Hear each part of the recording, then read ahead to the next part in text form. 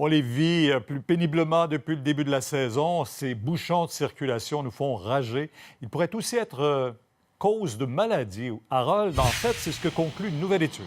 Oui, alors Pierre, je me trouve au pont Jacques-Cartier. Vous voyez derrière moi, ça circule très bien, c'est fluide. Mais lorsque vous arrivez aux intersections, la pollution de l'air augmente. Dans l'habitacle de votre véhicule aussi, vous avez peut-être un petit peu plus d'anxiété, mais c'est prouvé maintenant scientifiquement qu'à la longue, ça peut causer des maladies très graves.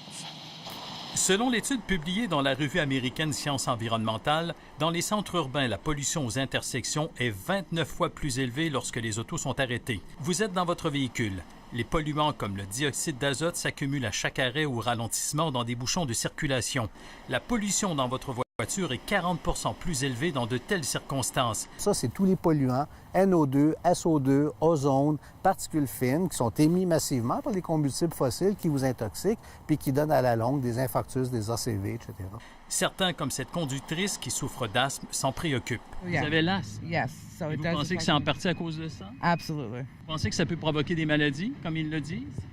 D'après moi, oui. Si j'ai pas un véhicule diesel en avant de moi, pas vraiment. La seule façon de lutter contre cela, c'est de fermer vos fenêtres et votre système de ventilation qui filtre les larges particules, mais pas les plus fines, qui sont émises par les moteurs diesel et qui sont considérées comme étant les plus dangereuses. Vous pouvez aussi faire recirculer l'air à l'intérieur du véhicule. Une étude menée par des chercheurs de l'Université de Surrey en Angleterre a démontré que cela réduit de 76 % les sources polluantes. Habituellement, pour une augmentation de 10 microgrammes par mètre cube de particules fines, de PM2.5, on va avoir de 4 à 6 % d'augmentation de la mortalité. La bonne nouvelle pour Montréal, c'est que les niveaux de PM2.5 tendent non pas à augmenter, mais à diminuer à travers les années.